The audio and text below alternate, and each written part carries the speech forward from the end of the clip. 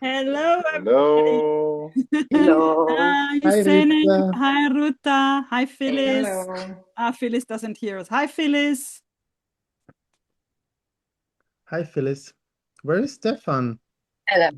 I'm Hi, here. Phyllis. Stefan was here, and then he disappeared again. Yeah, I'm there's here. I'm more here. people coming. Not this Stefan, another one. There's Hannes. Yay. Hello, Phyllis. Hi, Hannes. Hi, Mary. Yeah, good evening. Hello. Hi, Mary. Hi, Hannes. Hello. Hello, good to see you. Nice to see you all. We're still expecting quite a few people, so we're waiting for a few minutes. Nice to see you all. Maybe it would be cool to hear where you are in the world. Yeah. Maybe it's easier we write that in the Yeah, we can write it in the chat. bio. Yeah, on the bio. Yeah, Stefan. Stefan is coming. Hi, Stefan. Bonsoir. Bonsoir. Hey. Yay.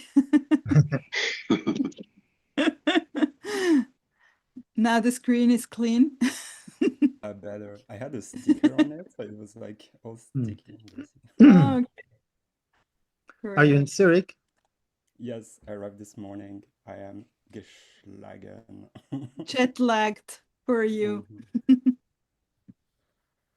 Okay, so we wanted to start writing where we are in the world in our bio. So I'm writing Berlin. There we go. Hey, Ade. Hi, Hey, Ade. Ade. Hi, Anne. Hi, man. Yeah, that's so cool. I'm just gonna give it another few minutes and then Yeah, start. let's wait until 5 past and then let's Yeah, start, I guess. perfect. Hi, Hi, Anne. Anne. Nice to see you again. Okay, sorry, I had to step out to take a call, but I am Mary Giadicki. I'm from Northern California in USA. Hello. Okay. Wow, that's great. See you later in that case if you have to go take a call. I'm sorry, I didn't hear that. If you have to take a call, see you later, I just said. Oh, no, I got it. I got it. Oh. It's Very cool. I told them I had to take a call. Oh, okay. I get it. Good, good. That's the Now I spirit, get I it. guess. Okay. So we have California, we have Berlin, Hamburg, Zurich, Evilar. That's great. That's just around the corner where I live normally. Katarina is coming. Ruta, where are you in the world right now? I'm in Basel and I'm not a proficient Zoom user. I don't know how to change my profile.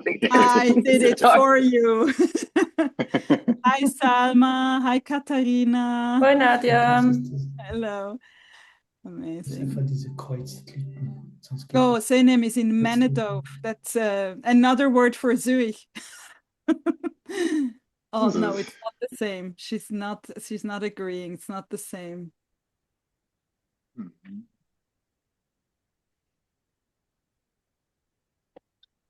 Yeah, so cool.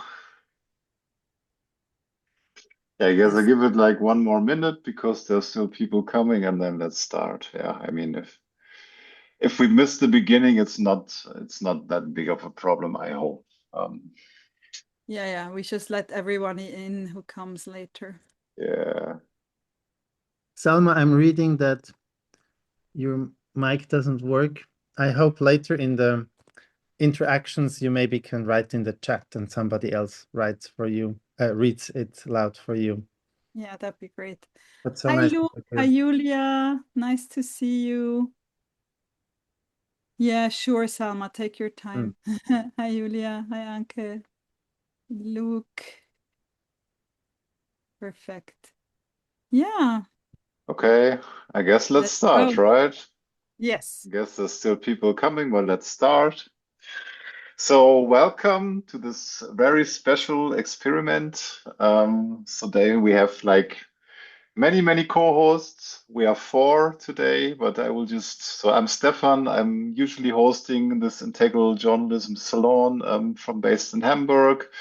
But I invited three very good friends that helped me a lot with my project. And first of all, there's Rene, which used to be my fixer in a very old story. That's how we met um, many years ago. And when he lived in the Baltikum, Rene is a strategic consultant who used to live around the world. And yeah, will hopefully tell us a bit about his adventures and also a little bit about his view on journalism, which is a pretty bleak one, as I understand it. And then there's Nadja and Laurent, which are the few co-founders of Republik magazine in Switzerland, and they're also specialists for flow techniques. They wrote a book about it, which I really like, which I really recommend. And you have it there. Nice. Yes. And yeah, so I guess what binds all of this together today is so that was my current idea that we need to reinvent journalism. That's what basically my project is about, how to make it more pro-social and still profitable. And I think one of the things that is really missing in this new form of journalism is that we have more community based work so that we sort of open it up. I mean, we have like social media platforms, now we have AI bots, and we are sort of in the traditional newsrooms, we are still stuck in this old formats. We don't hardly do any collabs with news influencers. We hardly do any collabs with these networks of freelance journalists around the world. We hardly do any collabs with other people that are just publishing. And I guess this has to change. So we need to open up the newsrooms to new forms of collaboration and co-creation. And today we will hopefully hear three versions of that, from like a little bit more concrete, from the hyper local until the very basic, asking simple questions to get the conversation deeper, if I understood that right. But yeah, now I just hand it over to my three friends, and thanks for all of you. We usually agree to have the camera on as far as you are able. I mean, if you are somewhere with a weak internet connection, then of course we understand that. But otherwise, let's keep the courtesy of being present with this field. And also, if you like, you can write where you are in the world in the chat. So, and now I hand over to Rene, Nadja, and Laurent. Thank you so much, Stefan. It's really nice to be here. I will guide us through the evening. So the first thing I want to do before I start is ask Rene if you want to say something about yourself that has been missing from Stefan's introduction to get to know you a bit better, or if it's fine for you. Well, maybe a little bit. I mean, Stefan is always good at making me sound like a super interesting person, which is deeply appreciated. But yeah, I'm a strategy consultant basically by trade, but that often comes down to basically doing translation work, which is not translation between languages, but rather between like cultural regions. That's basically what I do privately as well most of the time, because I have two very good factors combining. I have a passport privilege being Swiss, and I am financially a very irresponsible person. And as a result of that, I have managed to successfully live in more than 15 countries, and I spend most of my year on the road, basically just trying to meet new people, trying to learn something from them, and maybe trying to understand the world a little bit better, step by step. That's basically all I do. Thank you so much, Rene. It's lovely to be together because we know each other since forever, like all three of us. I think Rene worked at the company Laurent and I were working when you were like 14, 15, something like that, 17, I don't know. 14, 15, yeah. Yeah, something like that. So we go way back. Child labor. Child labor, exactly. So yeah, before I take us through the program or what we're going to do tonight, Stefan has already said, Laurent and I, we also work together for more than 30 years now. And one thing we did, among many others, is co-founding this magazine Republik, which is a proof that independent journalism is possible without advertising, only funded by the readers. Now 35,000 readers in Switzerland, so that's quite something. And journalism is definitely a topic that interests us a lot. And at the same time, we work in many, many different areas and with many different organizations and sizes. And our topic is really collaboration, like how to build something, set up something that has flow, that is interesting for everybody to contribute to, and that actually follows a purpose. We already did 2 salons with Stefan around journalism here. One was about having a collaborative editorial meeting. That was quite fun. Like, how can we approach the collection of stories in a different way? And the second one we did was collaborative story writing or collaborative writing, which was also a lot of fun. And we're going to repeat that now in a few months in a gathering of different journalists from different media. Today's purpose is to think about journalism a bit detached from the institution of journalism, more as a practice that anyone can do. And what are these practices? But before we go into these practices, we will hear 3 short speeches by first Rene, then me, then Laurent, followed by those 3 practices where you can try out different things. And I'm going to show you the first part now by sharing the screen. So we will kind of dive into the topic by listening to Rene for about 10 minutes about the topic, There is no truth. Really curious. And then I have prepared something about hyperlocal journalism that I'm really passionate about and interested in. And Laurent will say something about what kind of journalism we need when fascism is dominant. And between all these 3 little contributions, we will ask you what sticks with you and what was interesting for you. And then after that, dive into those 3 practices. So it will be quite interactive and you will be asked to participate very, very soon. But first, take a little bubble bath in these 3 topics.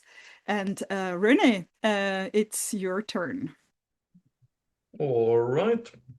So yeah, I mean, let's just start with the most depressing part. Maybe that seems to be a good order of business. So, I mean, essentially, I think we can all observe very similar things out in the world. I mean, societal cohesion is kind of failing. We increasingly fight for individual interests. We lose sight of the greater good. Makes it hard to even attempt any larger reforms or any upgrades to democratic systems. We seem to have by now more fear than we have hope, especially in the Western world. I would say that is definitely true. And instead of optimistically shaping the future, we seem to just wish a little bit that things could just stay a bit more like they were in the past. Kind of a vibe of today is the good old times of tomorrow. Now, it falls kind of short to blame this entirely on social media, on AI, on technology, on filter bubbles, on fragmentation by algorithm, maybe on the disappearance of third spaces or the growing irrelevance of traditional journalism, but all those things are, of course, a part of it. So in times of such rather massive changes, I think we have to simply question a bit more than just the surface. So we have to question our own truths, possibly more than we have really done so far. And that's that's basically all I bring to the salon today. It's two thought starters. Now, in my work, I call those my little what ifs, the thoughts I entertain. The name what ifs is, I mean, I call it like that because we're obviously not talking about absolute truths. We're talking about possibility spaces, basically rooms to explore thoughts and to consider things that we haven't necessarily considered yet. So, yeah, these are thought starters. They are invitations to discuss something, to rethink something, maybe a bit deeper, maybe a bit wider, to expand the possibility space of our own thinking. And that is a thinking which, I mean, if anyone in this group is interested, I'm always more than happy to continue that thinking in any form or way you wish. I mean, I'm happy to go for a coffee if we're in the same space, or whatever format you can imagine. I mean, those in the WhatsApp group, you have my contacts. I'm always happy for critical thoughts, random inputs, and anything like that. So the first what if. Now, what if we, and by we, I mean maybe journalists, or maybe I mean Europeans in general, what if we are actually the conservatives?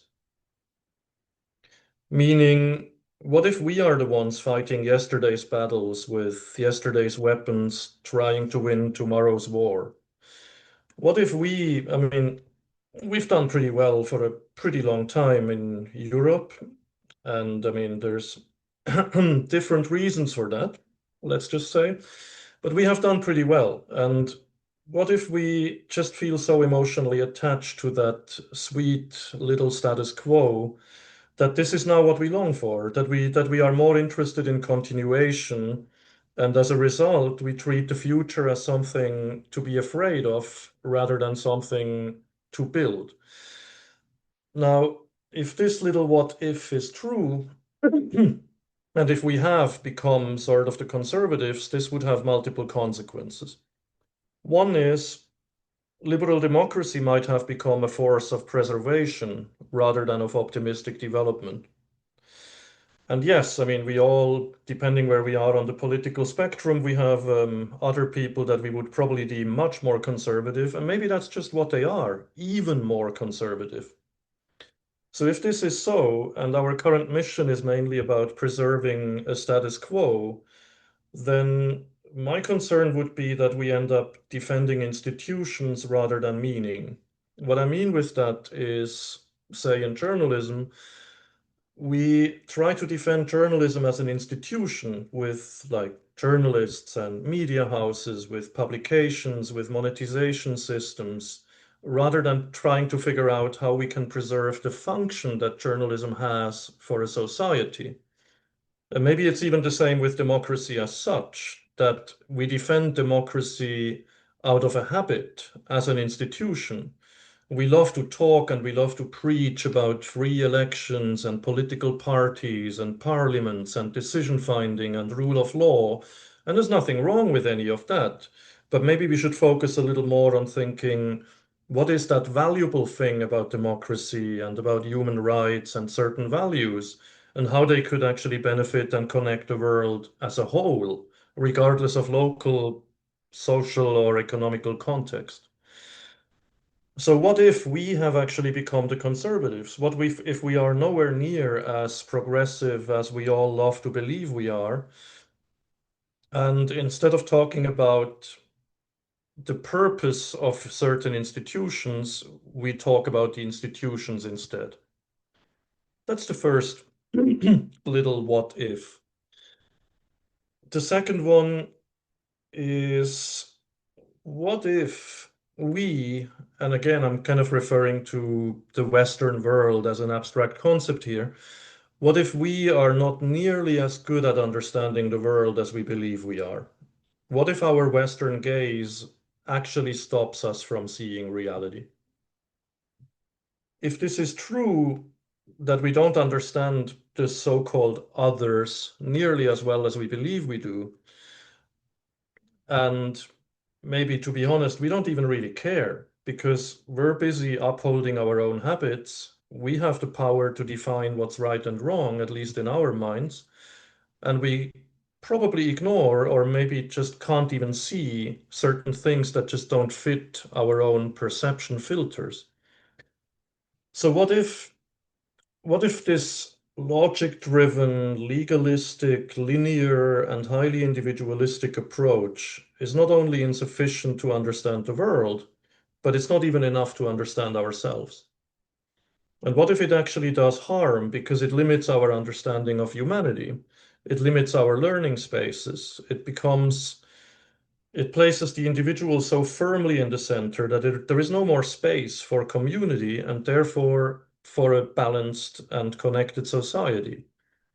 Bringing this back to democracy, to paraphrase the French Revolution, there is no liberté or égalité without having the fraternité first. If you lose this one, you lose all three of them. So if this is true and we don't really understand the world nearly as well as we think we do, then this could mean a bunch of things.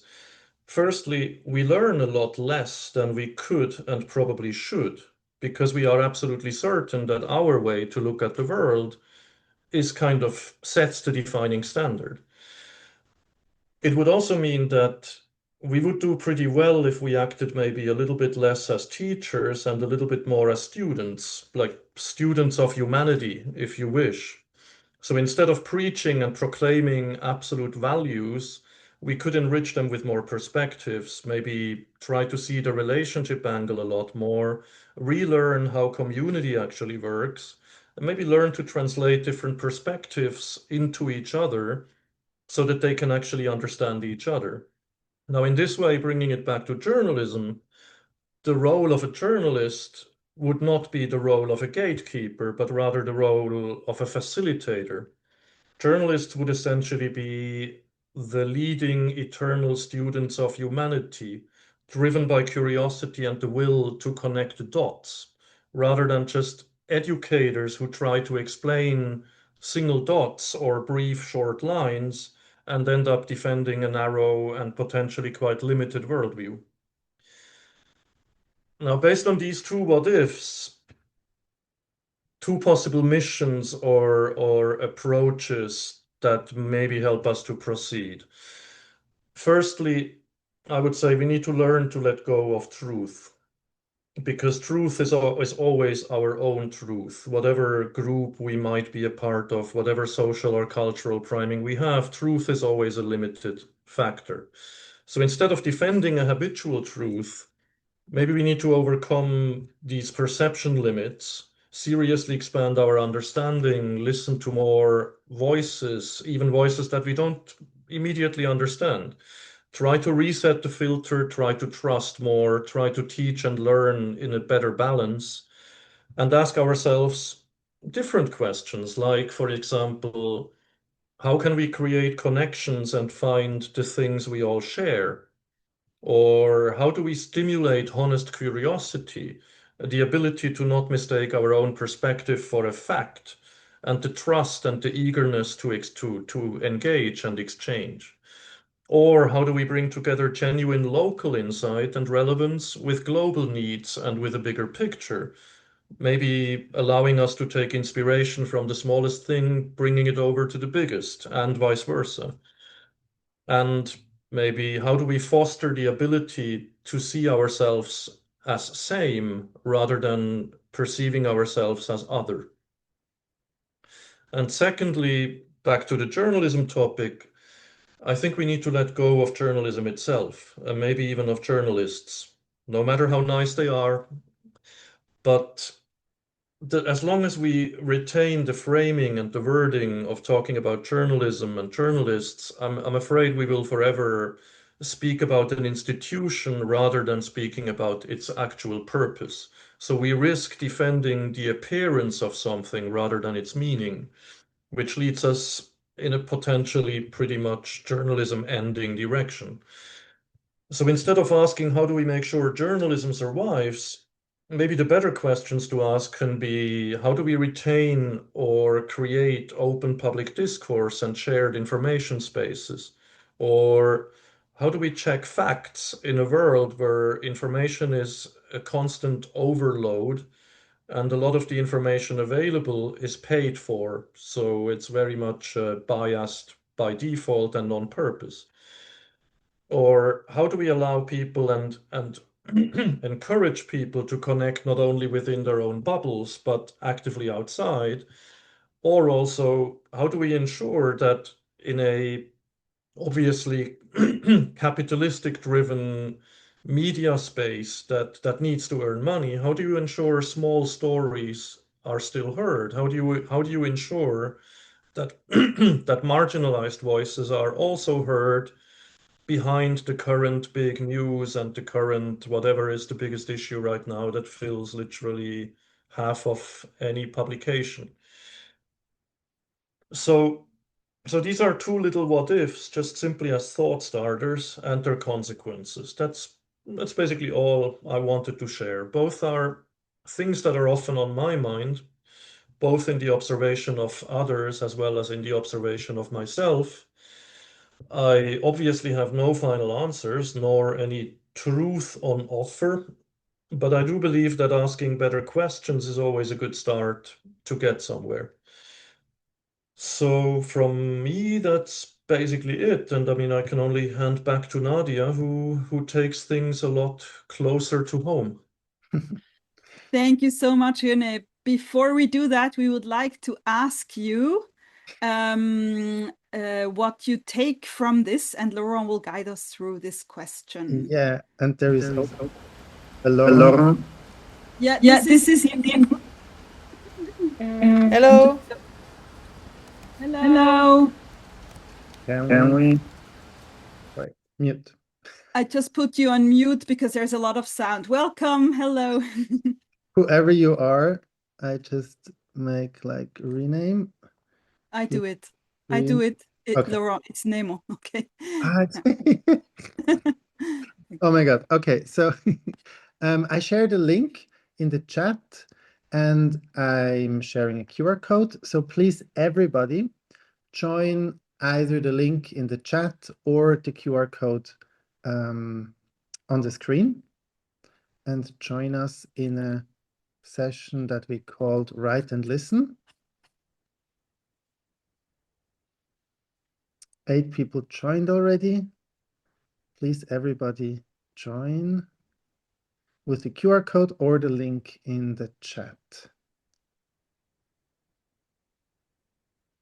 And please, for the whole call, never leave this page again, because we'll come back all the time to this app and this session.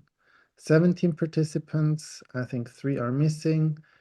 Please, everybody, join the QR code or the link in the Zoom chat.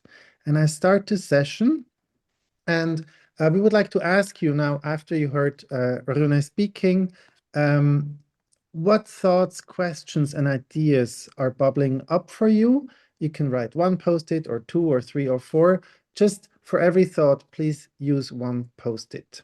And we would like just to collect after every input some of your thoughts, questions, ideas. What sticks? And everybody is invited to join and write.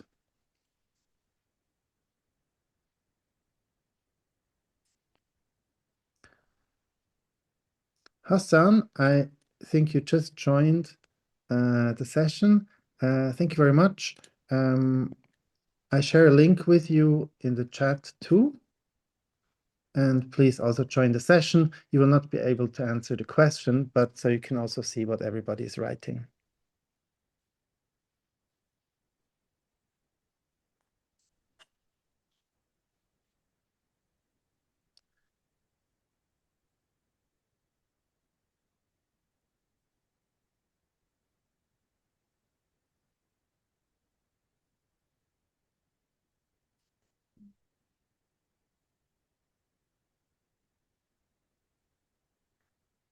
What sticks, what troubles you, what inspires you?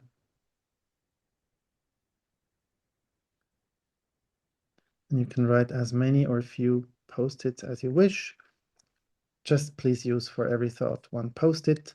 And when you scroll down, you have the ready button when you're done writing.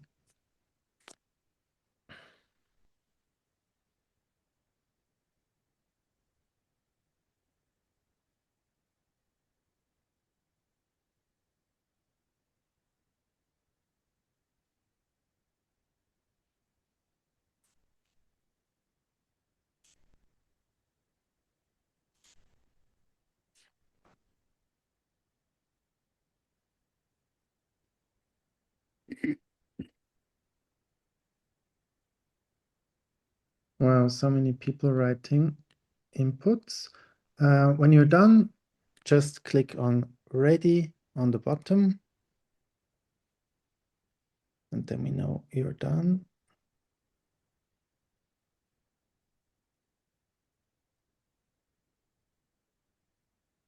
Very good. Like half of the people are done.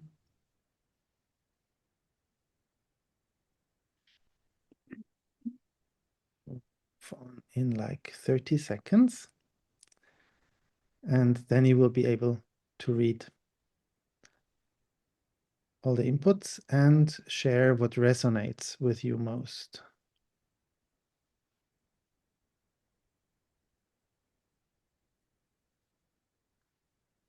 Good. I'm continuing, and I hope that nobody gets kicked out.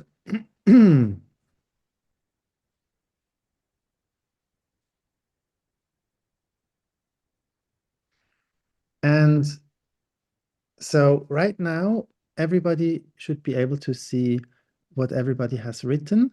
Please read through all of the inputs, and wherever you it resonates with you, please put the heart. So afterwards we can see what resonates most with everybody. You can just read through and click on the heart.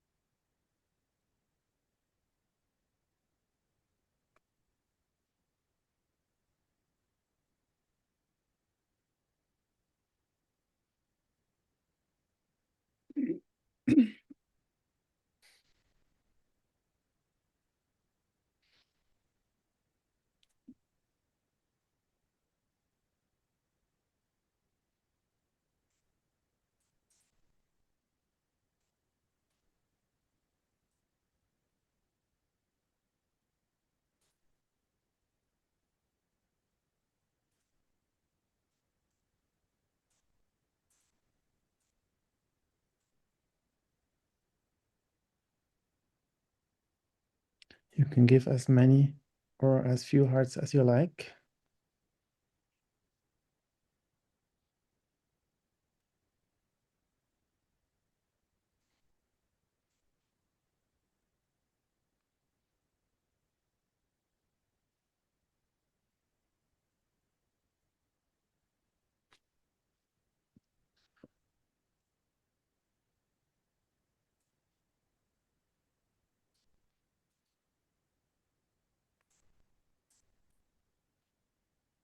When you scrolled down and you're done, you have a done button.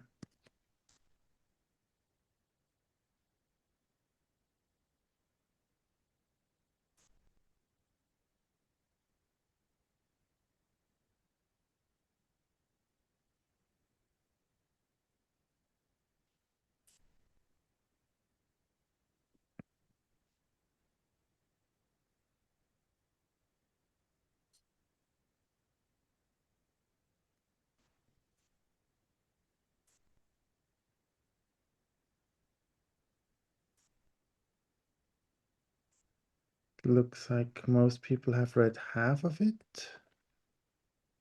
If you scroll down, there is more.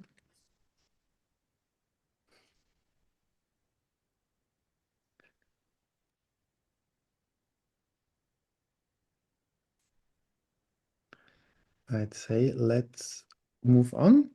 I go to the show the resonance.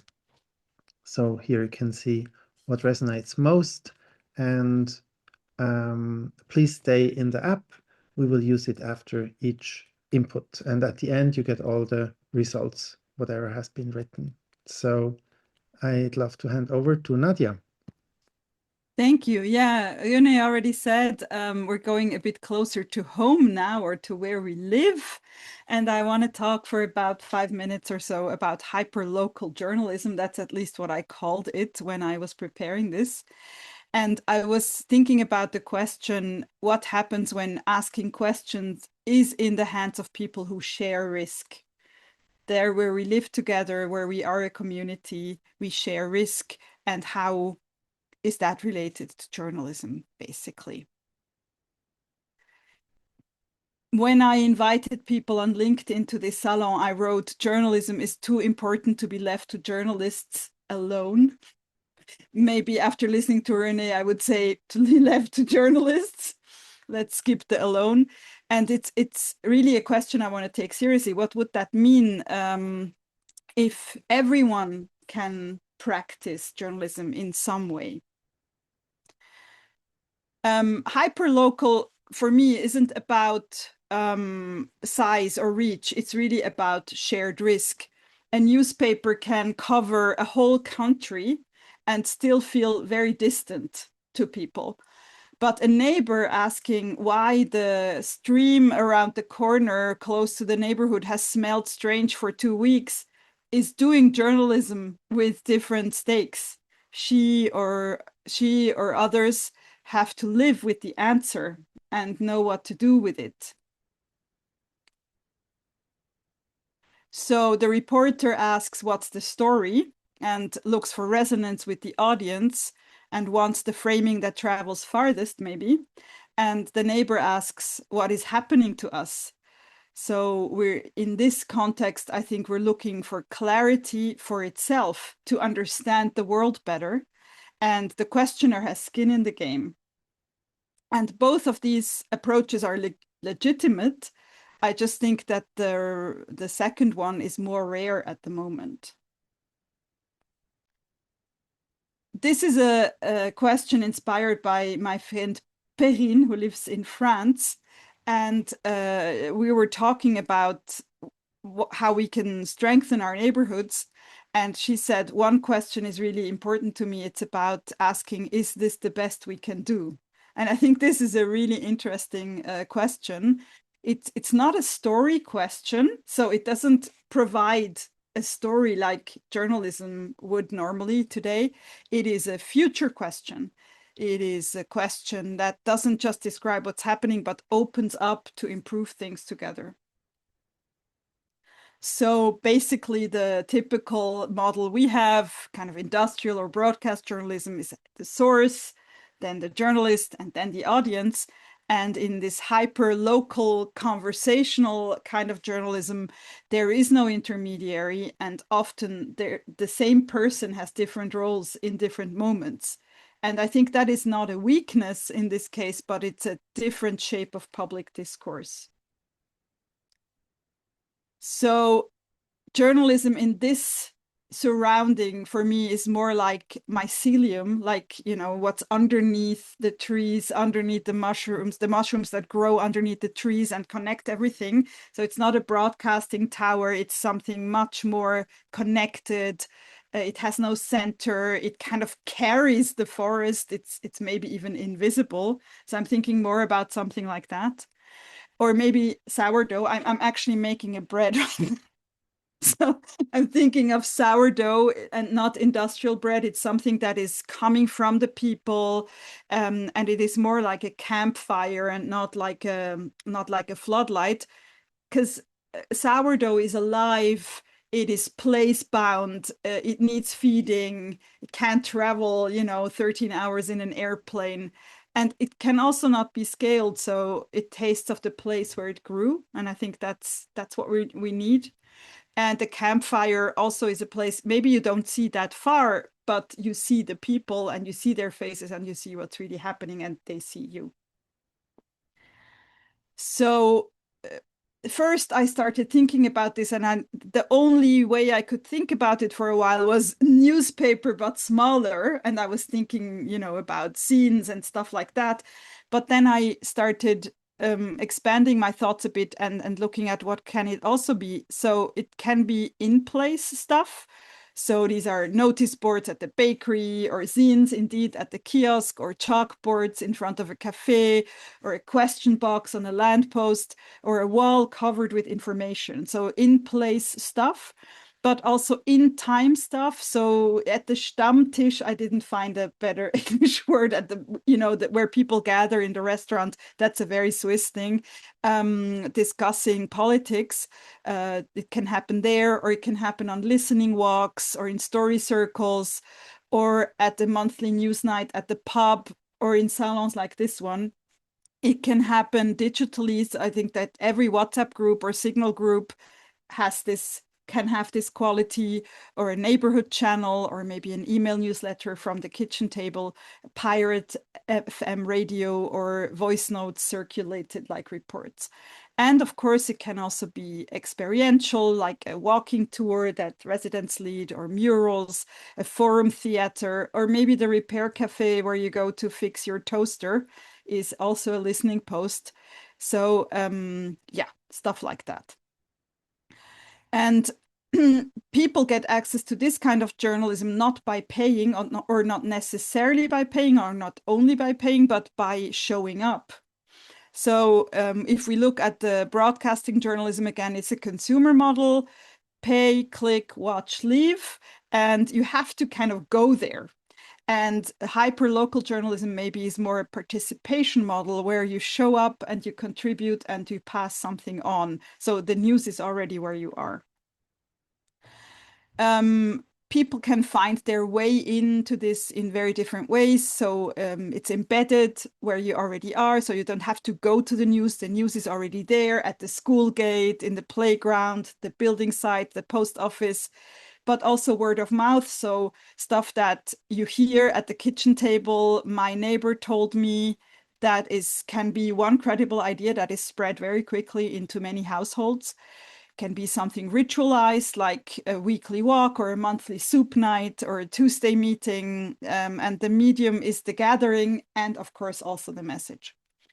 And then the sourdough doesn't, you know, I'm just a very big fan of sourdough. Is also something, it's, you take some, you bring some, it's kind of, you know, your exchange, you give it, you pass it on. So you have access through contribution and not just money. Of course, money can always be involved, but it's more a contribution, maybe paying attention to something, sharing a story, giving some information, asking a question, and all these things. I also collected some examples, and I'm going to share them in the chat as well, so that you can take them home. So one thing is not really a journalistic project, but it's called Ideenbüro. It's something in Switzerland where kids help other kids at school to come up with ideas.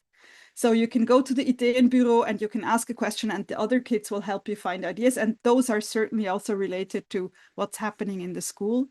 Then there is a project in Konstanz called Carla, which does participative journalism. That's certainly something to check out. Or Rumps in Münster is a daily local newsletter. Or the Bristol Cable, maybe similar to Republik, is member-owned. Then something cool I found in Chicago: citizens trained to attend public meetings and to take notes of that. The documenters, they're called. And maybe something very important right now, and Radio Al-Hara in Palestine. It is both global and diasporic, so Palestinians from all over the world are listening to it, but it's also place-based, and maybe you can check that out as well. There are also other names to this that I found online. How are we calling these experiments? It can be called slow journalism, collaborative journalism, place-based journalism, conversation journalism, neighborhood journalism, network journalism, but it can also point to some values. For instance, information commons, something that Rene maybe also pointed to. The commons is the place where everybody can go and grow things. So the commons for information, but maybe also civic sense making or civic information infrastructure, or maybe micro local media is another name for something like that.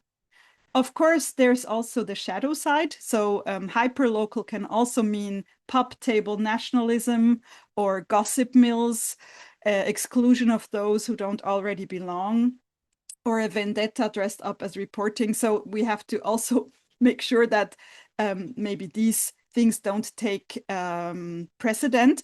But I think the practice makes the difference, not the geography. How we ask decides whether something connects or divides. I'm just going to skip this because we're a bit out of time. Everything big for me always starts with a small seed. And I think hyperlocal journalism isn't a smaller version of journalism. It's the beginning of it. Thank you. Wow, thank you so much, Nadja. Also here, we would like to you to go back to the app where we ask you the question, like, what's bubbling up for you?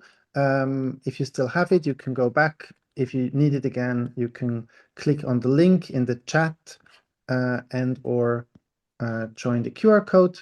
But again, if you didn't leave it, you should still be on the app. So please write 1 or 2 or 3 post-its, like what are the thoughts, questions, ideas that are bubbling up for you after listening to Nadja.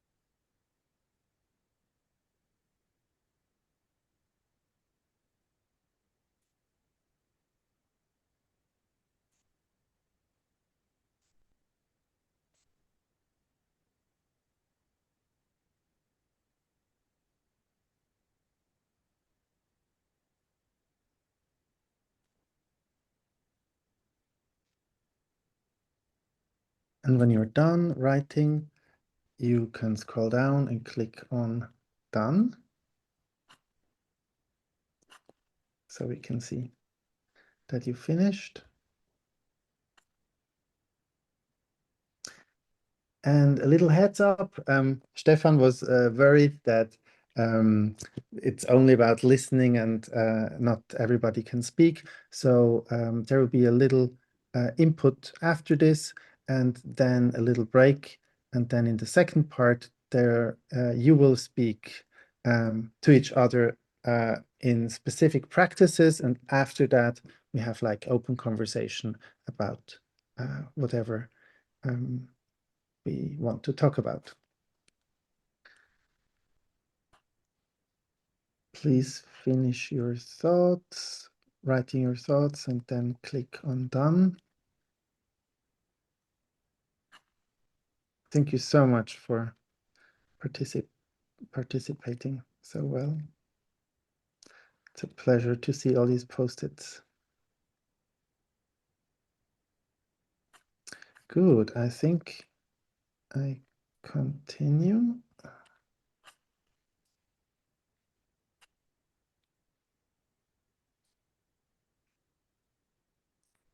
Please finish your thought. 3, 2, 1. And let's go to the resonance check. So please read through all the inputs and press the heart wherever you feel resonance.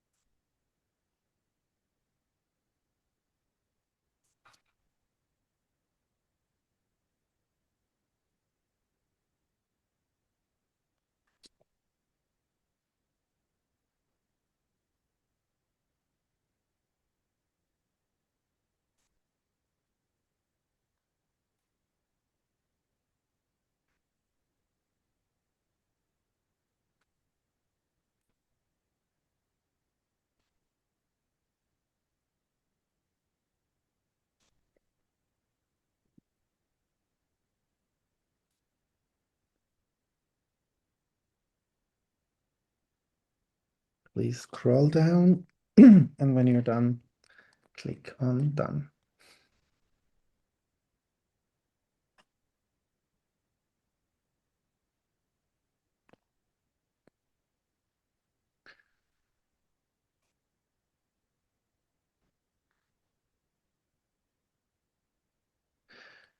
You can still write. I will start with the third input.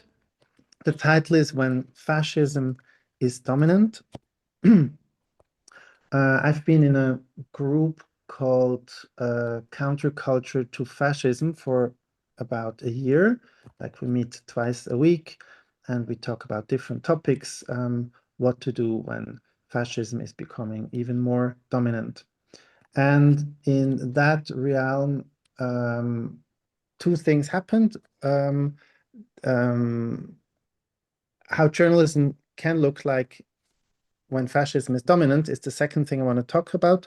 The first I want to talk about is that Nadja and we talk a lot about society, and we notice that actually it's not explicit what that means. What do we mean by society? And probably everybody has a different definition of what society means to them or how they would like to see society. So we made it explicit and wrote it down, and I will show it to you in a minute. And what's connecting to journalism is that usually journalism just reports the news, but you don't know from which standpoint, from what's the reference point they're reporting to. So we know that the news report about, elected politicians, and if the elections were like correct, these people are okay to do their job, but everybody knows they're actually not supporting the society we want to live in. So we thought it would be very helpful if journalistic media would also have an explicit society purpose. So where they write how they see society and report from that standpoint, from that reference point. And we think that they would less wash politicians as they do now. So I would like to show you how Nadja and I defined how we see society, and everything we do, we try to connect to that purpose and ask ourselves, can we do more? Can we do it differently? So we contribute to that purpose. This purpose seems to be a bit extreme maybe, but it's really what we believe would be nice, how we want to live together on this planet. So I share the screen, it's a premiere. So in the middle, we have written, in our society, everybody can live a good life and flourish, no exceptions. What do we mean by our? Our? We built this society together and we keep rebuilding it. It belongs to all of us. What we shape is influenced by everyone's needs. Everything contributes to both the individual and the whole. We share what's hard and we share what's good, risk and prosperity. What do we mean by the word society? Society is all of us, connected and interdependent. We are in it together, one living organism of humans, animals, and nature, caring for each other and future generations. What do we mean by everyone? Everyone, no exceptions. Everyone means every human being, from newborns to elders, with the same rights and the same access to power. Can. By can we mean we are self-determined, supported and welcome as we are. Our needs, all of them, are really taken into account. What do we mean by live? To live means to live free, safe, healthy, well-nourished, encouraged, connected, not just getting through the day. A good life. What do we mean by good life? A good life means having more than enough, access to the resources we need, room to live in abundance, and time to actually enjoy being alive. Life. We live embedded in society. None of us is left alone. We are all on a lifelong journey of trying, failing, learning, celebrating with infinite chances and real togetherness. And flourish. To flourish means to grow into who we are at our own pace with what we want to bring and contribute. We live our talent, our passion, our purpose. No exceptions. And here, of course, is all our attention, because this purpose is so far away, and it forces us to look at who is not included yet. Where do we not live it yet? So we ask the right questions in order to get better, to contribute more to the society we want to live in. So this is how Nadja and I see the world, how we want to live, how we see society. And based on that, we can ask us a lot of questions. Now imagine a magazine or a newspaper would declare a purpose, how they see society. And of course, that's a lot of work, and we cannot do it just like that. But we did like a little bit of a parody of the Neue Zürcher Zeitung, NZZ, how this purpose could look like for them. And we actually showed it last Saturday to somebody who was working there, and he said that it's exactly how they see society. So I show it to you. Oh, I forgot something. So in order to live this purpose in every day, you can ask yourself, whatever we do, we ask ourselves, does it help everyone flourish? So that's the goal. Anyway, what could be the society purpose of Neue Zürcher Zeitung? We are doing fine in Switzerland. We defend dominant culture and protect it from intruders. We look out at the world with interest, put it into perspective, and conclude that we are indeed doing fine in Switzerland. So you can see how different the society purpose can look like. And jokes aside, we think that could be really helpful if the newspapers would declare what kind of, how they see society and report from that standpoint, because we think that this growing fascism we are noticing everywhere could be named easier. So the second part is, what is when fascism is dominant? I noticed that, wow, it's very easy. It's nice to have the best journalists. It's nice to have the best newspapers. But you can just kill any institution when fascism is dominant, and you can put any journalist who does their job into prison for whatever invented reasons. So actually, when fascism is dominant, all these great institutions won't help. So our thinking was, what could be left, or what can we do that in such times we have journalism? And we concluded somehow that the core of journalism is curiosity and asking questions, like asking critical questions, questioning the things how they are. And we believe that it would make sense to figure out practices for everybody to ask questions in everyday situations. It can be playful, yeah.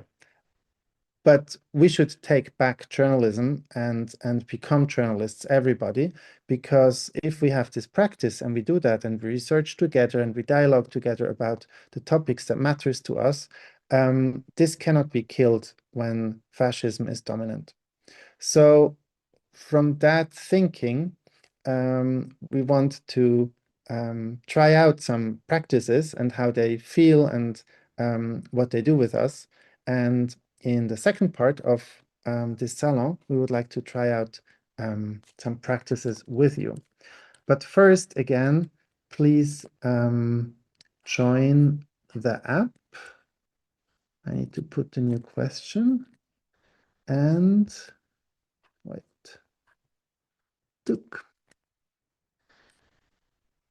And please write again from what you just heard, what inspired you, what an idea you take with you, what are you thinking about? Please write 1 or 2 or 3 post-its. For the people who need the QR code, it's showed on the screen or the link in the chat.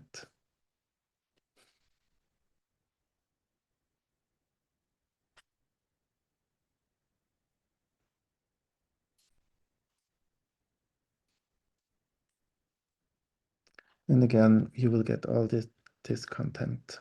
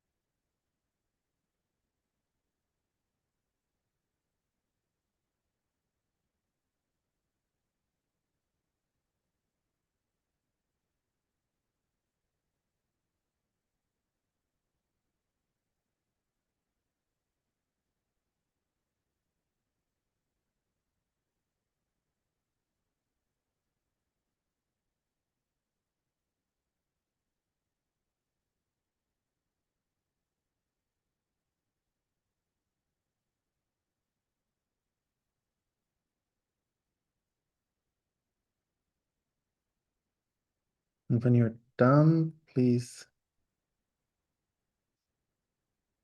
click on the done. Some people are still writing.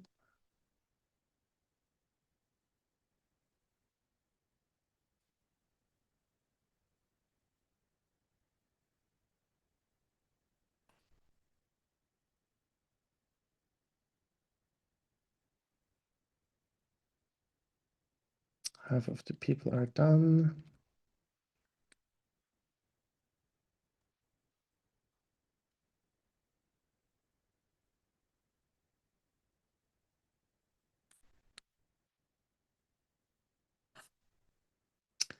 Good. I think we can go into... No, people are still writing.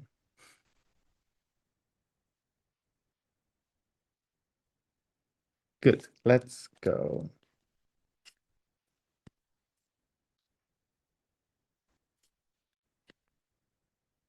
Three, 2, 1, go. Yes, please read through all the inputs and press the heart where you feel resonance.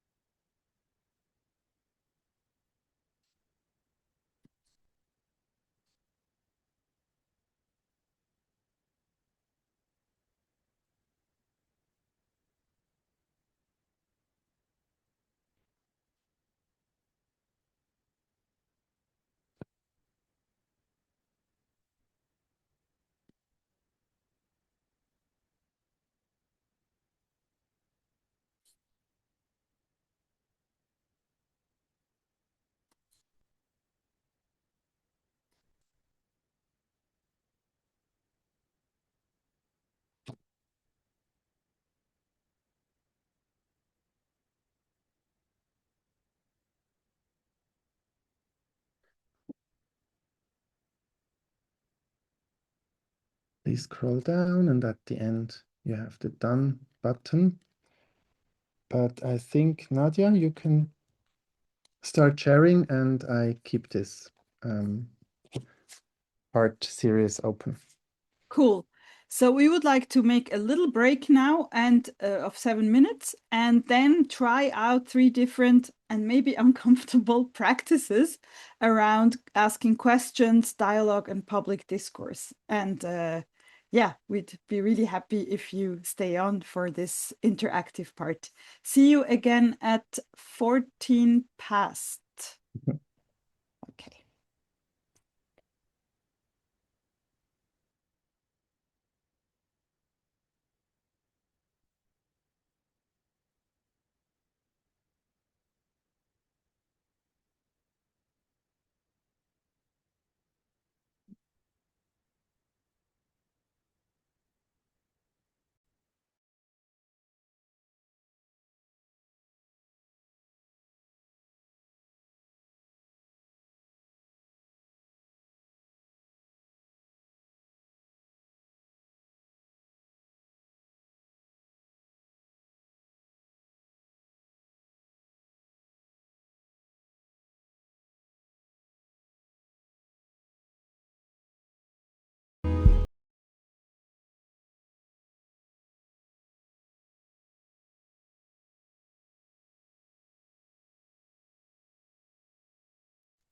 We will continue in 1 minute.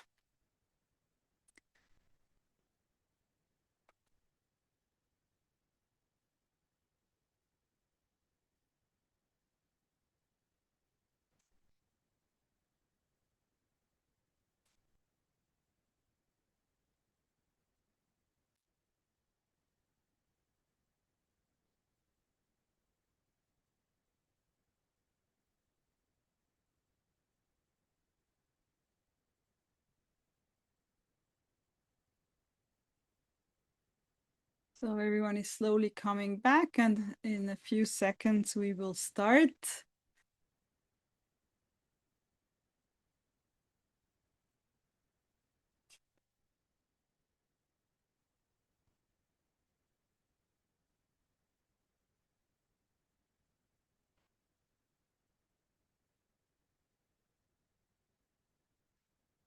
Welcome back. To be helpful for us to see who wants to participate, maybe if you put your camera on, we know that we can include you. And welcome back, everybody.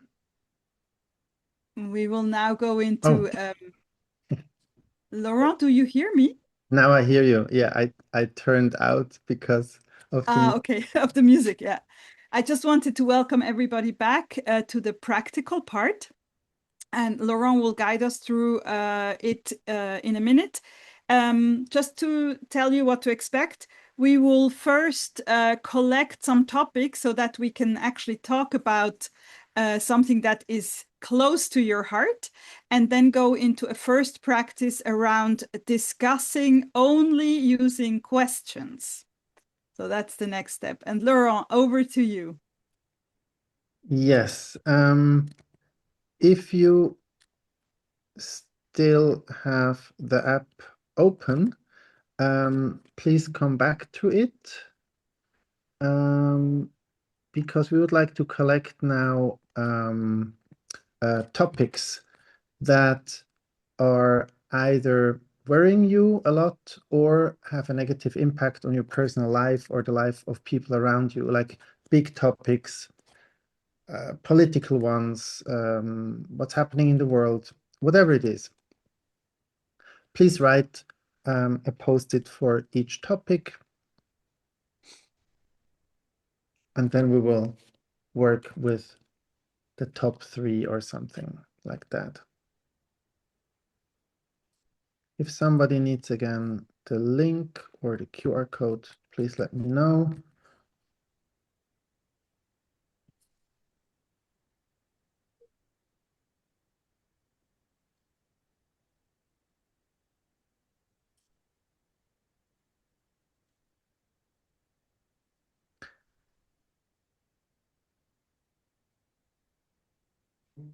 Yeah. Hello. Who is here freshly arrived? Because you have the name Laurent Bourst, and I think you have a different name.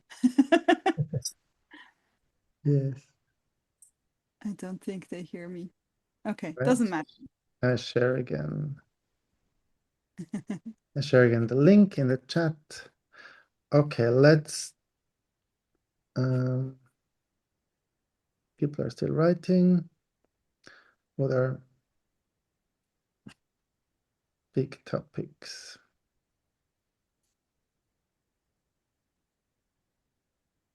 Hello.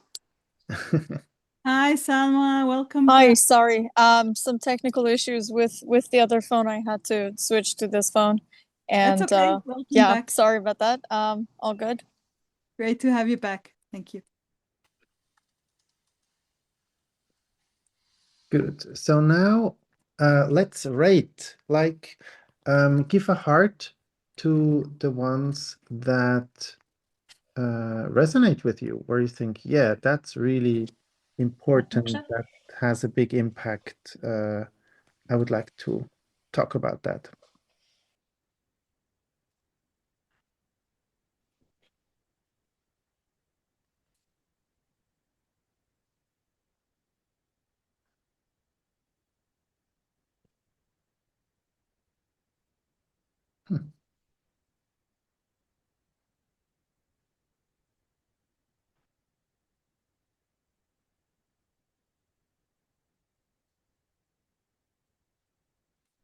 When you're done, please click on done.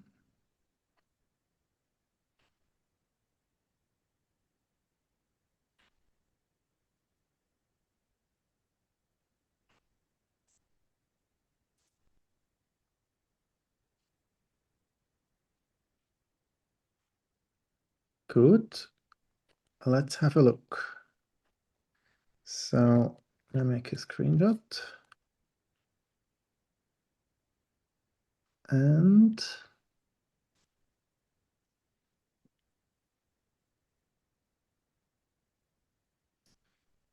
you can already think what would be your favorite topic.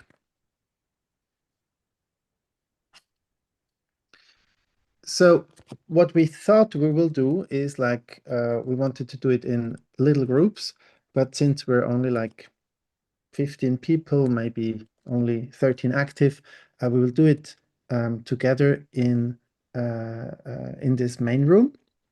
So one of you can choose a topic, and then we're talking about this topic just with asking the question. An interesting question would be, and then you ask a question, and then the next person asks another question, and the next person asks another question. And we would like to hear everybody asking a question in the first round, and then we do a second round. And let's see where it goes. So is there somebody who would like to pick the topic? Then just open the mic and speak.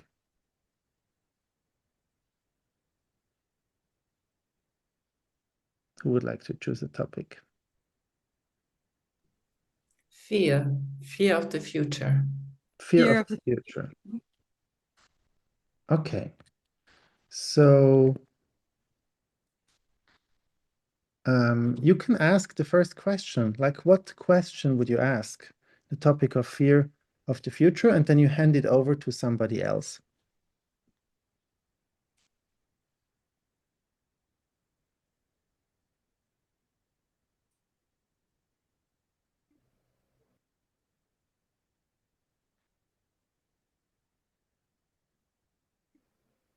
We can all go in. Katharina, you brought the question, right? Yeah. Yes, she will start asking a question. Yes. He was thinking really hard about the question. Yeah. Yeah. So my question would be, what was the best moment for you last week? And you give it to? I give it to Anke.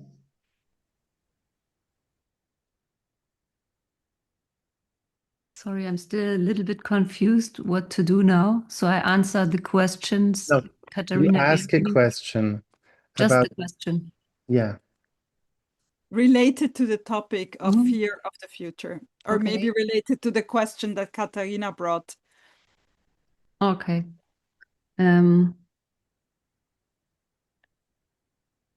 What fear do you have? And I dropped the mic to Stefan Weishaupt from Zurich.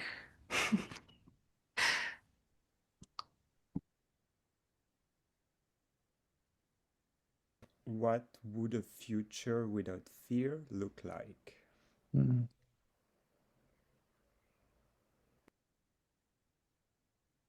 And I pass the mic to Yannicki Mary in California. Yay.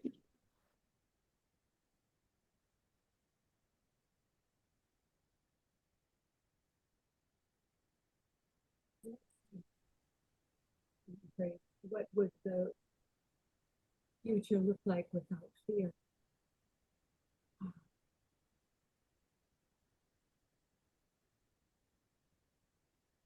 How could I possibly think I know what the future is? Mm. And I give it to Rita. To whom? To Rita. To Rita.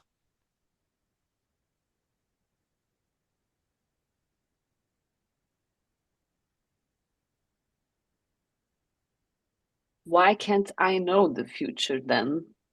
If the last question was, how can I know? How can I possibly know? So what can I do to be less afraid about the future? And then I give the mic to, well, Laurent.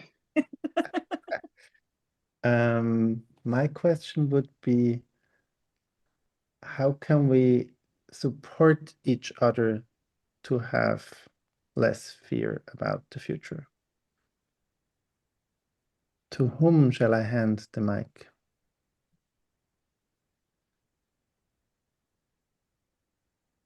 Choose someone like everybody else.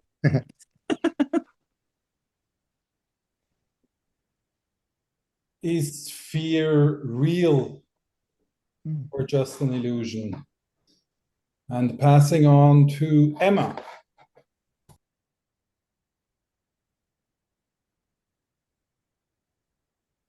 I'm actually out on the street, so I haven't thought of a question. Oh,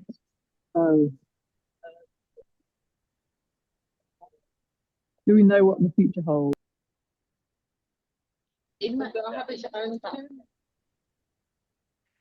Maybe I take it over from Emma. She said, "Do we know what the future holds?" I think. Oh, she That's what said, I do we know understood. what the future holds? Yeah. My question that I took from Hannes is the future real? And I pass it on to Senem. I think that's very fitting.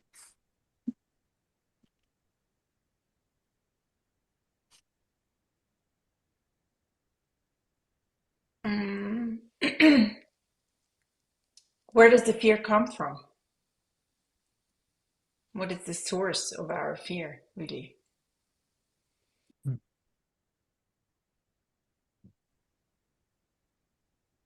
you want to pass it on, Senem, to someone? Yes, to Janneke? No, you've already been there, sorry. To Ade? What happens after the fear reaches its climax? And I pass it on to Luke T. When is the future experienced?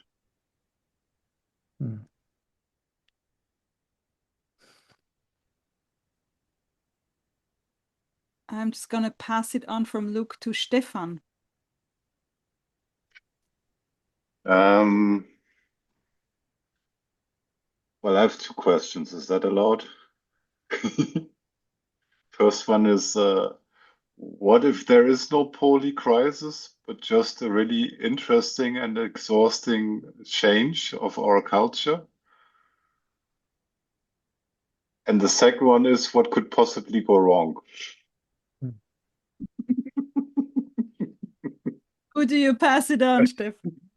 Who's left? Salma, right?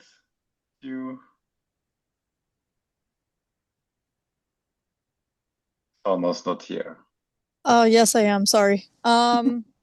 So my question would be, is the future that we worry about so much already happening?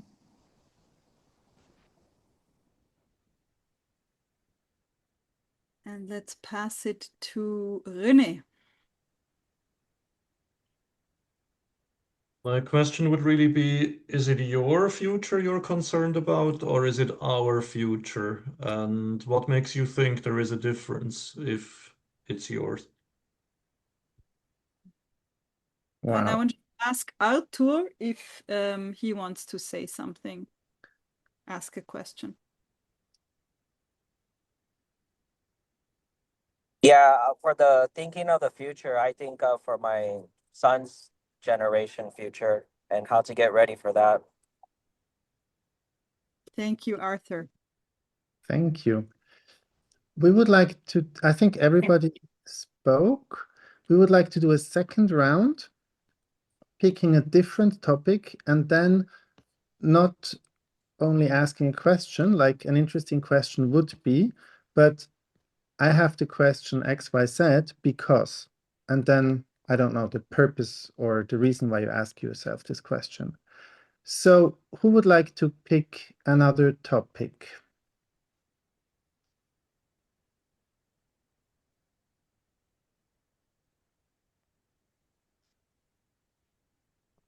You can just open the mic. Wish I could sing the song, but war, what is it good for?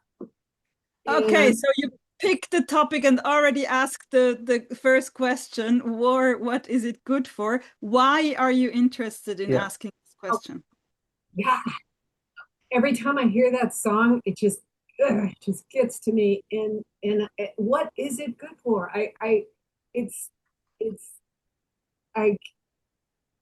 and I would be answering the question if I answer. I think I know that it's not good for anything. And that's why I'm confused. What is it good? So this round is different in two ways. One way, you say the question you want to ask and just quickly why this question interests you. And then whoever wants to go next goes next. And everybody speaks. Okay.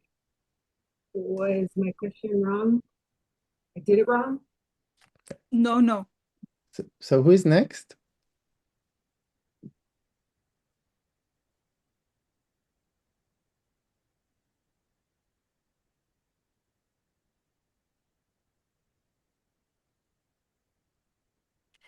Maybe my question is, do we maybe all know that it's not good for anything? And why do we keep at it? And I'm interested in this question because I want to know the forces at work.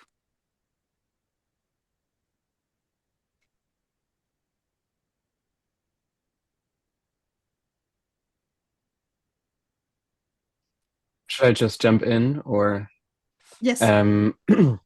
How can we potentially even utilize AI and the technology for strengthening social cohesion and democracy? And I'm asking that question because I've always kind of, and still I don't use, I intentionally not use AI, and I try to stay away from it and demonize, but it's in the world right now. The technology is out there, and how can we maybe find ways that it serves the better good, you know?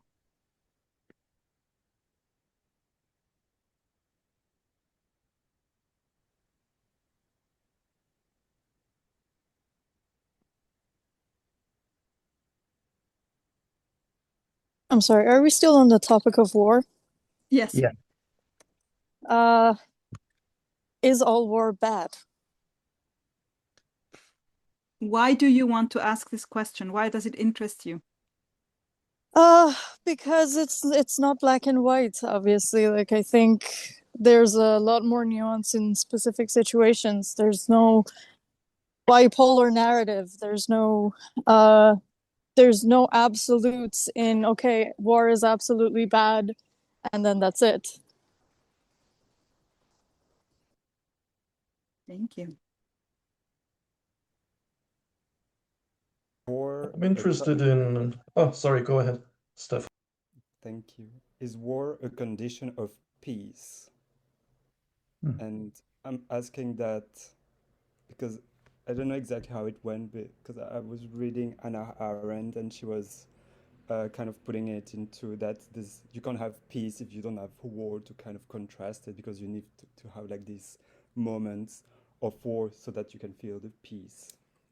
So I want to put that on. And why are you interested in this, exploring this?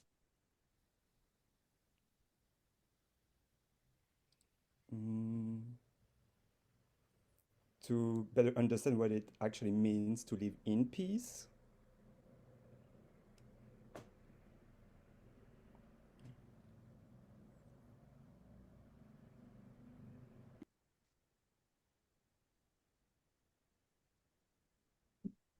My question is, am I really against war? And I ask this because I want to be against war. And then I don't know what to do when I think a country being attacked. What then? I'm lost there. That's why I'm asking this question, if I'm really against war.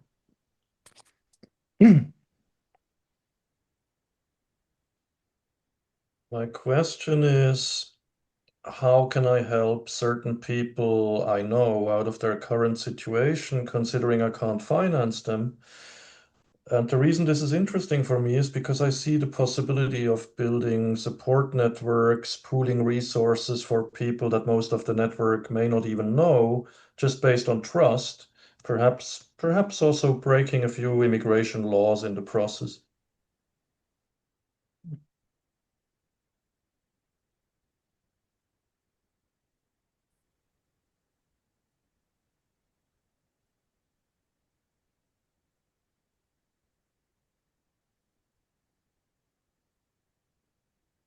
I have a second question, if that's allowed. Sure. Is every action we have to take, including specifically in regards to war, has to be driven by a moral standpoint? And why are you interested in this question? Well, because I'm in the middle of it. So it's a daily struggle. Thank you, Salma. Yeah, I'm wondering how much war has to do with projecting something I don't like about myself to the outside world, and if this might be the start of everything. I'm not sure why I'm interested in that question. It just came up. Luke. I can riff off that. Something along the lines of, is there a spectrum to war, or how does war show up in other ways? And I ask that question as a means to connect with something that I seem to be projecting or seems to be out there, but want to find it more in myself, and how a more fundamental drive to separate and individuate.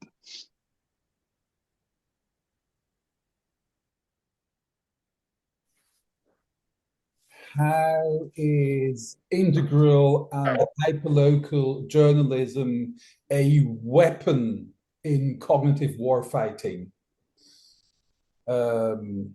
Asking because that's where the money is.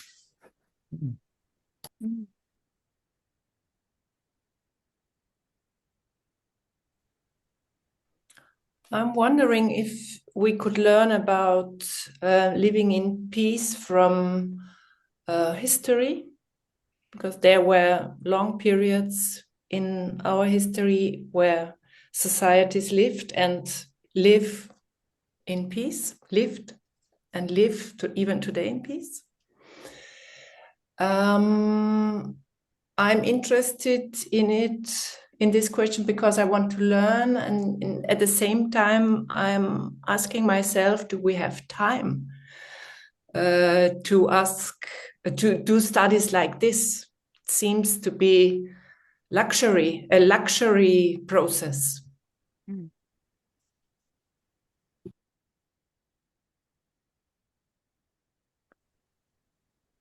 Thank you so much. We would like to do a round of like quickly sharing how are you impacted now by what you've heard in the first or the second round? Just what stirred up here? Whoever wants to talk, just share, and then the next person. Well, it left me with a lot more questions. Mm-hmm. First round felt like a dopamine hit with all the questions that felt so energizing. And the second round, I'm like, oh, what is my brain even? But I think it's good. It goes deeper. Mm-hmm. And I think that's where the interesting works happens. Mm-hmm. So.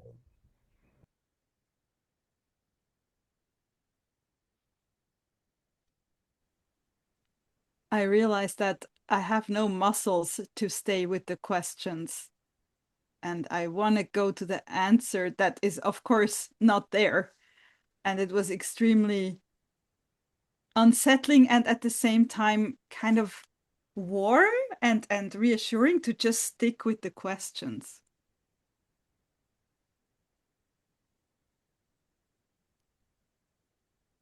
Yeah, I think it's a very helpful space to go to when you want to learn, like teach different kind of journalism. Even when it's super uncomfortable, still after doing this for so many times. And the others, how are you impacted by what you heard in the last two rounds? What do you feel in your body or in your brain? It's so interesting because there are no simple answers. I recognize that it's not easy there is no question that's easy to answer. And with every question, it gets complexer and you see more colors, shades, questions. Yeah, it's not easy. I think we should have a compulsory 24-hour waiting period between questions and answers. I'm fully aware that this makes any bar conversation super tedious, but could be very helpful.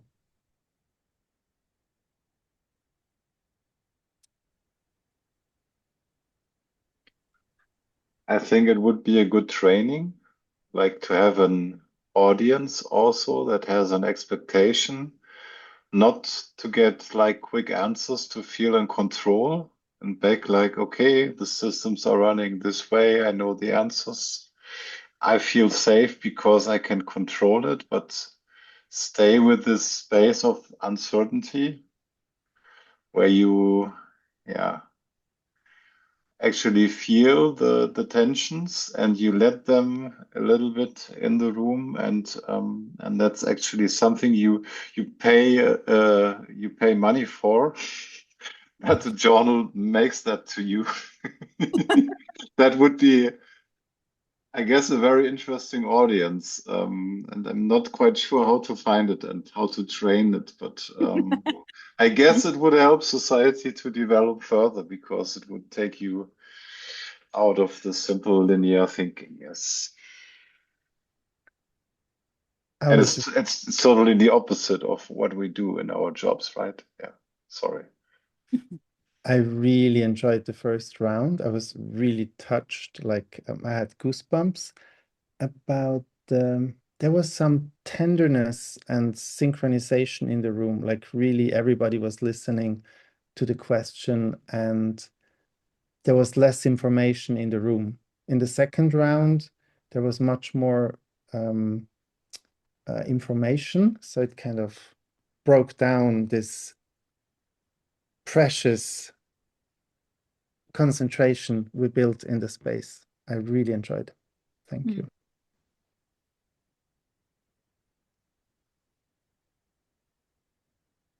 For me, the questions are just good enough as the answers. I don't know exactly in English how to express, but I think I don't need the answers. For me, from the journalist perspective, I think it's the best answer you can get, the questions of your audience or the questions of the people around you. And it shows how different, just one topic, how different it is for each and every one. And I think this could be the best skill for journalists just to listen and not answering everything.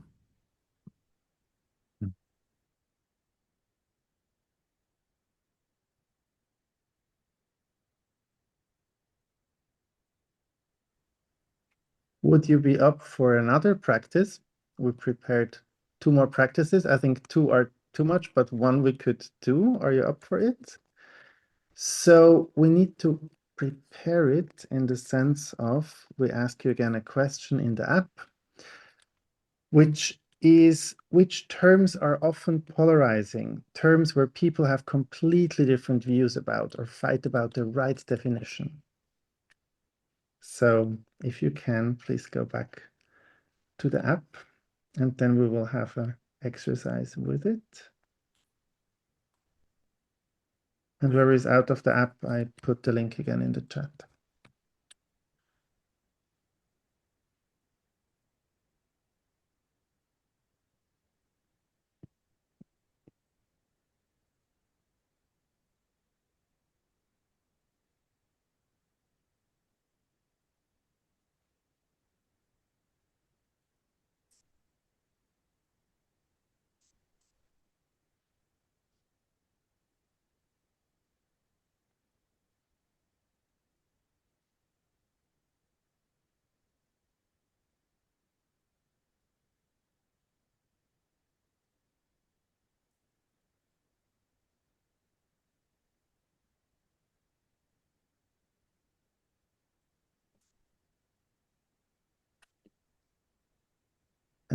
done, click done.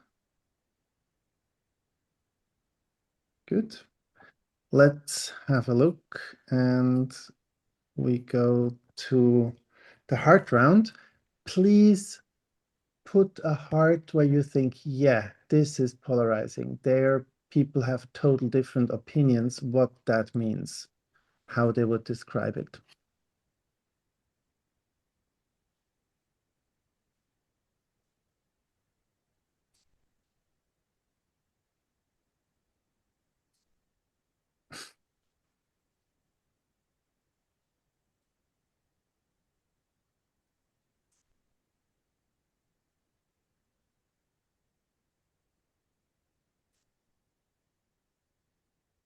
This is really, wow. And if there are two similar cards, give a heart to both. So it has a chance to.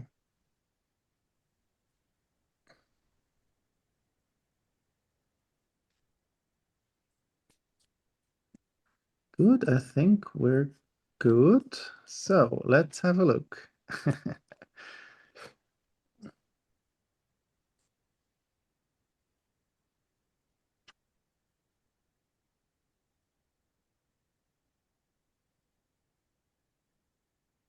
Okay, wow.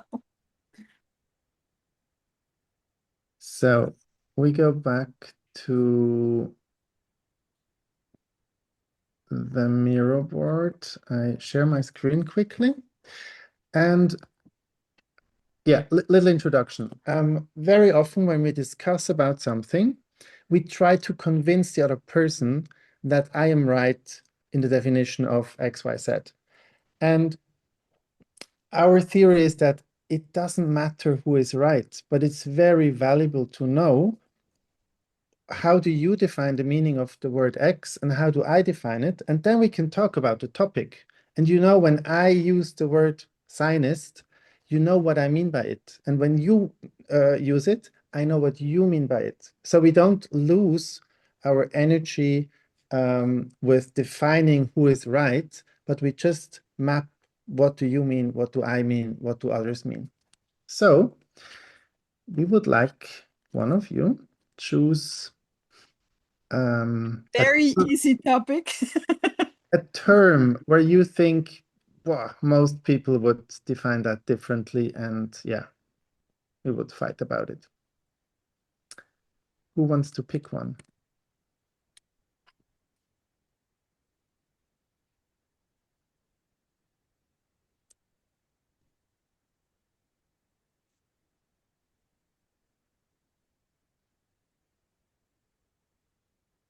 How about freedom? Thanks for the simple term.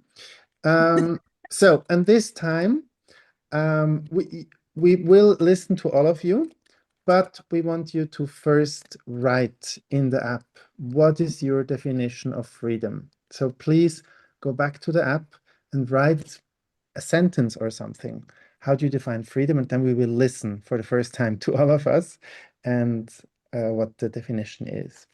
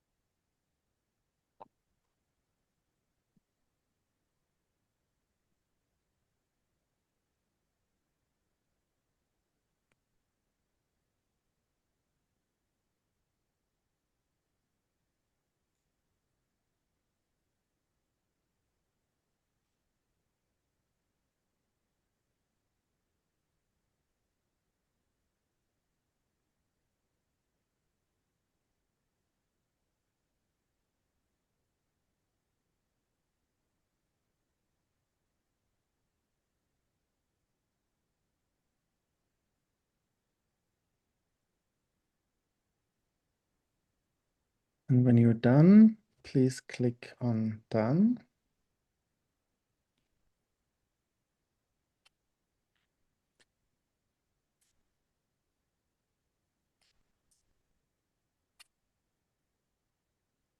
And then we listen to each other. Hannes, can you please read your definition?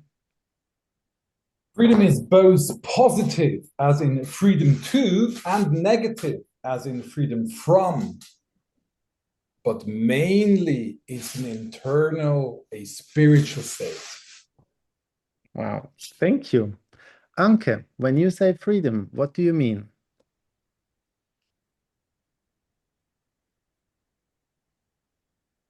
Guess you're on mute. You're on mute still, Anke, sorry. Oh my God. Okay, next try. Freedom for me is when you have the chance to do what you want unless you do no harm to another. Mhm. Mary, when you say freedom, what do you mean? Freedom is being at peace with what I think is our state of being, and emphasis on our. I write it capital. Stefan. I want to say, but that's what came out. Freedom is to become autonomous in the way we think and live. It's an active practice that allows us to act in the world within our own judgment. Thank you. Rute. It's very similar to what Stephanie said. So it's having options to maneuver at the proximity to others. And Thank you. Rene. The possibility to be and to do whatever you want for as long as it doesn't have actual negative consequences for society around you. Thank you. Nadja. I was just brainstorming, so freedom for me is living exactly the way I am and want to be, with full bodily autonomy and equal rights as anyone else. Freedom for me also means to be unattached in some way, and also to be aware where my freedom impacts others. Stefan. Respect the autonomy of others as deeply as possible, being respected in my autonomy as deeply as possible, and navigating the space in between. Ade. Freedom can be conceptualized in two broad ways: freedom from and freedom to. I personally like the affirmative definition in a sense that for me, freedom is like having the capabilities and resources to become the potential of who I am. Thank you. Salma. Freedom is an agreement between those who have power and those who don't, to give them certain rights. Thank you. Senem. Freedom is for me inner equanimity and non-attachment. I wrote to support each other, to feel free, light, unlimited, to do whatever I feel or the other people feel like doing. Katharina. To live in conditions that allow me to express my opinions and to be accepted as I am. Wow. How are you feeling? How was that round for you?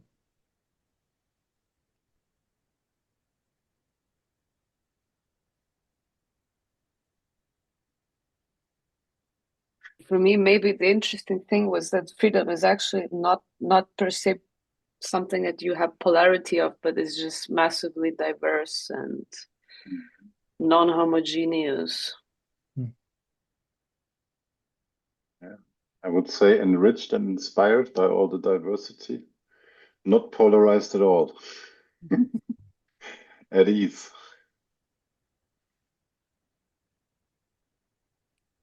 For me, I would say what was surprising was how personal the definition it can be, or how much it can be defined by the societal context, or rather just the group dynamic context.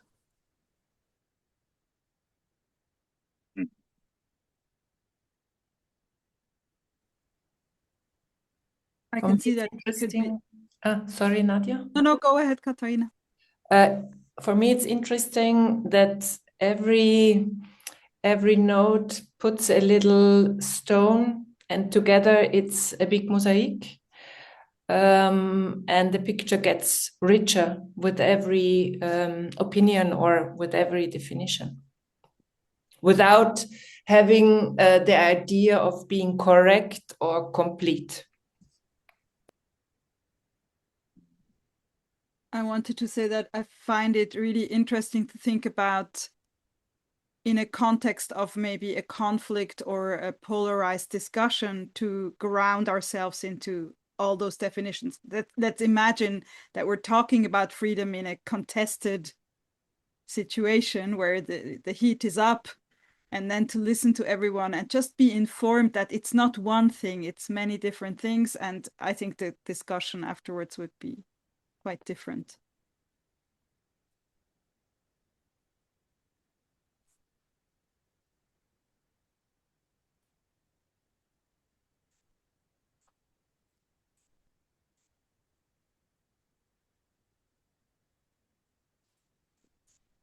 Yeah, I could share this maybe. So there's actually one exercise we do in my master class, which is a little bit similar, which is if you write a story and you have different perspectives try to find ways to very shortly include where the perspective comes from.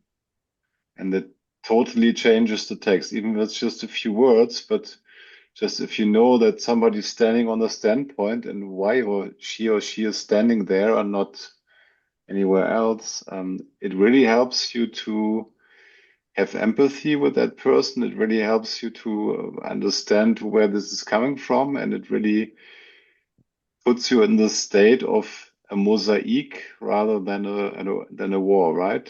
Yes.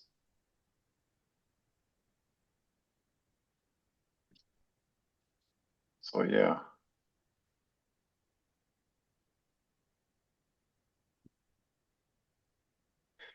So I'm wondering, because it's almost the 2 hours, is there anything important to share? Anybody wants to share whatever came from the 2 hours? Now would be the time and place. Just before we go into that, I share a link. Yeah. If you're interested in experimenting more and you would like to be invited the next time we do that, you can just click on this form, write your email, and then we will invite you and you might come or not. But we definitely want to experiment more about these practices. And now back to Stefan's question, like, yeah, what would you like to share? The room is open for everybody. Can I quickly share so I can keep cycling? Sure. I've really enjoyed listening to you all, even though I couldn't fully participate. And I absolutely love that last comment about the mosaic and the stones all adding together. I think that was really beautiful. So thank you so much. It was great. Happy cycling. Thank you. There is a question in the chat by Anke. Where can I find or get more of your exercises? And is the website Write and Listen open to public? It's not open to public, but I right now closed the session. So you can put your email address and then you get the report of what we collected today. And there is an activation link where you can, if you click on that, you have an account and you can use it with others and they can use it further. So that's how it works. We just developed it. It's in a beta version, but you can have it. Cool, thank you. And where can I find or get more of your exercises? I think we just want to experiment. And if you put your name in the form, you will get a chance to try out more things that come to our minds.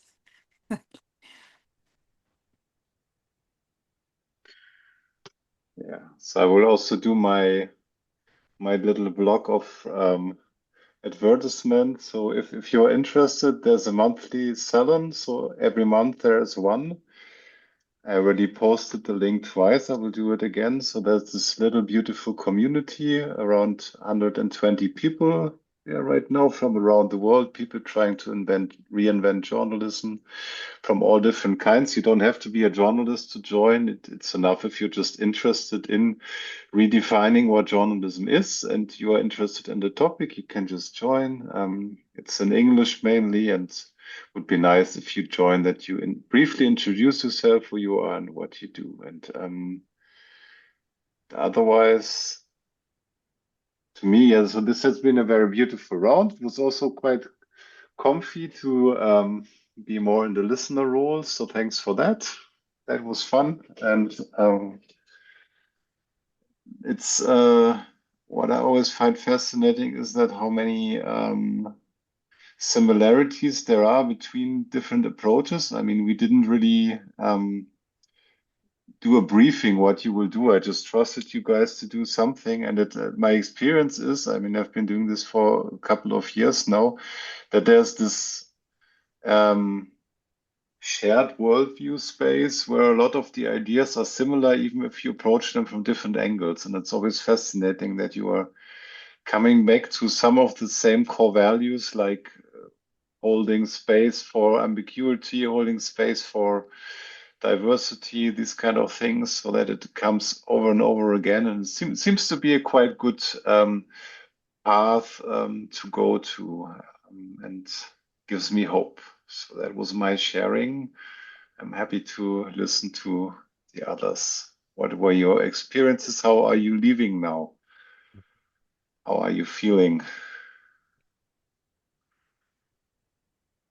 Learned that ambiguity is very valuable. Somehow, in this discomfort, I've learned something. I can't quite say what, but I feel like it has shaken something inside, and I quite like it. Thanks. I also feel absolutely shaken. I'm in this philosopher mode, so I was also more of someone who was trying to perceive whatever is happening. And it's a bit sad that we didn't really talk a lot about the publication that was referred to, because that was quite a nice read. But I hope that maybe one day we meet again and it comes back the question. I mean, indirectly it did come into our conversation, and I guess the mosaic and the mycelium are the nicest ways to put it. So I really enjoyed it, and thank you all. No, thanks, Ruta, for bringing this up. I almost forgot. So for those of you who read it, like this beautiful essay by Otto Scharmer that I sent most of you, I guess. So I guess like there's one simple answer to that, and that is like all three viewpoints that we had today and the experiments, they all have to do something with building future pockets where new ways of being together can actually be cultivated, right? It can be new ways of journalism, new ways of interchanging, new ways of governing, whatever. And that it's, as it's stated in the essay, it's so super important to make them flourish and also connect them so that they are actually building a web, right? So that they are not just isolated future pockets.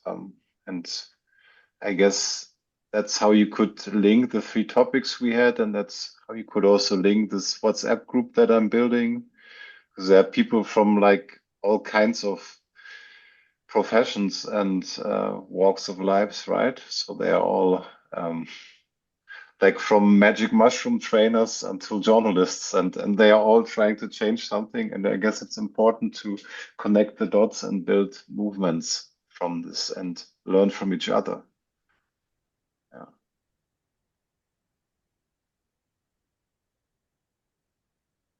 Okay, anyone else?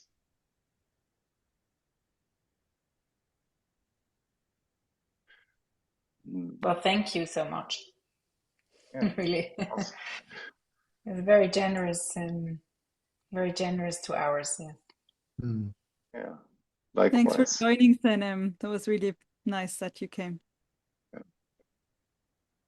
Yeah. Anything else that sticks with you, you take with you, or yeah. Stefan, if you could share the article of Sharma, or just tell me which one you are referring. Yes. It's the newest one. I think it's a Nui magazine. But I'm happy. I mean, you must be registered, so I will just send you Thank you. in mail. Okay, so yeah, thanks, Laurent. So there it is already. So then I wish you all a beautiful evening or morning wherever you are. I guess the US people already left. They might have work to do. Not go to bed or have a beer. So thanks so much. And I mean, if you like this, next month's salon will be also very different, very interesting. So we have a professional trauma coach, and she will be like making a session. It's more like from the neuroaffective relationship model, how you could actually go deeper into your traumas and like maybe the traumatizing experiences you're having as a journalist or also as a person who's consuming the news, and how to deal with it to be more open again for actually receiving something on the emotional level and not just shutting your emotions down when you're dealing with the world. That would be quite therapeutic. I guess there won't be any recording because it will be too personal, but yeah, it will be a cool session. And yeah, maybe I'm seeing some of your faces there. Would be glad. So have a good night and yes, good luck. Thanks a lot, everybody. Thank you so much. Bye. Take care. See you soon. Bye Bye bye. bye. Bye.